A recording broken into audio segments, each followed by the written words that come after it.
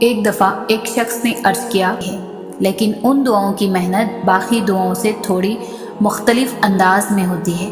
جیسے ان دعاؤں کے لیے گھر سے نکلنا تو نہیں پڑتا، لیکن راتوں کو جاگنا پڑتا ہے اور راتوں کو جاگ کر تہجد پڑھنی پڑتی ہے۔ ان دعاؤں کے لیے گھر والوں کو تو نہیں منانا پڑتا، لیکن اللہ کو منانے کے لیے کثرت سے دن اور رات اس کی حمد بیان کرنی ہوتی ہے، اس کے کن کی التجا کرنی ہوتی ہے، صبر کرنا پڑتا ہے، مایوسی کی سوچوں سے باہر نکلنا پڑتا ہے۔ یہ بھی تو مشقت کے کام ہی ہیں، یہ بھی تو محنت کی اقسام ہیں۔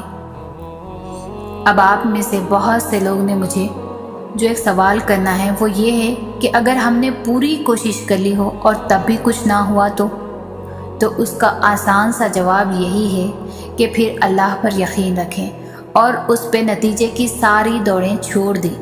ہمارا کام صرف کوشش کرنا ہے اور کوشش کرنے کے بعد سچے دل کے ساتھ اللہ پر یقین رکھنا ہے، کیونکہ آخر میں ہونا وہی ہے جو ہمارے اللہ نے چاہا ہے۔ اور یقین رکھیں کہ اللہ سے بہتر ہمارے لیے کوئی بھی نہیں چاہ سکتا۔ اب میں یہاں یہ نہیں کہہ رہی ہوں کہ آپ کی دعائیں قبول نہیں ہوں گی یا آپ کی دعاؤں کی اللہ کے ہاں کوئی وقت نہیں، ہرگز نہیں۔ اللہ کو اپنے بندے کی دعائیں بہت محبوب ہوتی ہے۔ یہاں آپ کو اللہ کی چاہ میں راضی رہنے کے لیے اس لیے کہا جا رہا ہے کیونکہ یہی ایمان کا تقاضا ہے اور یہی سکون کا ذریعہ ہے۔ اگر ہم اپنے اجر کے معاملات اپنے اللہ کے حوالے کر دیں گے تو یہ گارنٹی ہے کہ وہ ہمارے حق میں جو بھی فیصلہ کرے گا، ہمارے دل کو وہ اسی فیصلے پر مطمئن کر دے گا۔ ایسا ہو ہی نہیں سکتا کہ آپ اللہ پر اندھا اعتبار کریں اور وہ آپ کے اعتبار کا مان نہ رکھے۔ یہ سن کر بہت سارے لوگ دعائیں مانگنا ہی چھوڑ دیتے ہیں کہ ہونا وہی ہے جو اللہ نے چاہا ہے، لیکن اس بات کا دعاؤں سے کیا تعلق ہے؟ ہمیں کیا پتا کہ اللہ کی چاہ کس میں ہے؟ ہو سکتا ہے کہ اللہ کی چاہ بھی وہی ہو جو ہماری دعائیں ہیں۔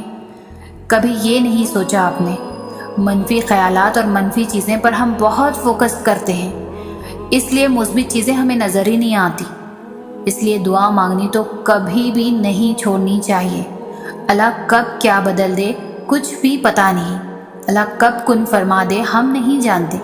اس لیے چانس صرف یہ سوچ کر کیوں گنوانا ہے کہ جب سب اللہ کی رضا سے ہونا ہے تو میں کیوں دعا مانگوں؟ یہ جنگ تھوڑی ہے، یہ ضد تھوڑی ہے۔ دعائیں تو بندگی ہے، دعائیں تو عبادت ہے، اور عبادتوں میں وسوسوں سے لڑا جاتا ہے اور ان وسوسوں کا خود کو غلام نہیں بنا لیا جاتا۔ سو اپنی طرف سے کوئی کسر نہیں چھوڑنی، اپنی طرف سے ڈیوٹی پوری کرنی ہے۔ اجر تو اللہ کے ہاتھ میں ہے اور یہ اسی کی تقسیم ہے کہ وہ کس کو زیادہ دیتا ہے اور کس کو کم دیتا ہے۔ ہمیں کیلکولیٹر پکڑ کر حساب کرنے نہیں بیٹھ جانا، ہمیں ہر حال میں اپنے رب کا شکر ادا کرنا ہے، کیونکہ جو ہماری نظر میں ہمیں کم لگتا ہے وہ ہمارے اعمال کے بدلے میں پھر بھی بہت زیادہ ہے۔ اللہ ان کی مدد کرتا ہے جو اپنی آپ مدد کرتے ہیں۔ اس لیے یہ خود ترسی والے رویے اب چھوڑ دیں کہ میں تو کچھ نہیں کر سکتا۔ میرے ایک استاد کہا کرتے تھے کہ انسان کو کوئی کام تب تک ہی ناممکن لگتا ہے جب تک وہ اسے کر نہیں گزرتا، اور جب تک وہ اسے کر گزرتا ہے تو اسے اندازہ ہوتا ہے کہ وہ اپنے اندر کتنی طاقت رکھتا ہے۔ یہی معاملہ ہم سب کے ساتھ ہے۔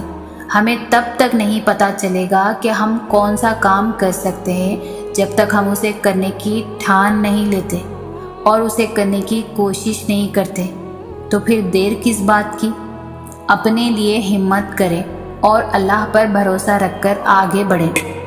انشاءاللہ اللہ آپ کے لیے راستے ضرور بنائے گا۔ اور اب جانتے ہیں کہ دنیا کی سب سے خوبصورت چیز صبر ہے، تو اپنے اللہ کے لیے ہر اس چیز پر صبر کرتے رہو جو تمہاری سوچ میں ناممکن ہے۔ وہ چیز، کیونکہ اللہ کے لیے کچھ بھی ناممکن نہیں ہوتا، وہ ناممکن چیزوں کے ذریعے ہی تمہارا صبر آزماتا ہے۔ وہ ہر چیز پر قادر ہے۔ دیکھنا ایک دفعہ تمہارے اسی صبر سے وہ تمہارے سارے دروازے کھول دے گا۔ وہ تمہیں تم سے گزار کر ہی خود تک لے آتا ہے، اور جب تم اس تک پہنچ جاتے ہو تو وہ تمہارے لیے انہی دعاؤں کو وسیلہ بنا دیتا ہے جن کی قبولیت کا تمہیں گمان بھی نہیں ہوتا۔ وہ جسے چن لیتا ہے اسے پاک کر دیتا ہے۔ کس چیز سے پاک کبھی سوچا ہے؟ وہ پاک کر دیتا ہے اپنے سوا ہر اس شے سے جو تمہارے اور اس کے درمیان حائل ہو۔ وہ یوں تمہاری دعاؤں کو ہر اس رکاوٹ سے پاک کر دیتا ہے جو کن کا راستہ روک کے کھڑی ہوتی ہے، اور پھر وہ ہوتا ہے جو نہ کسی نے سنا ہوگا اور نہ دیکھا ہوگا۔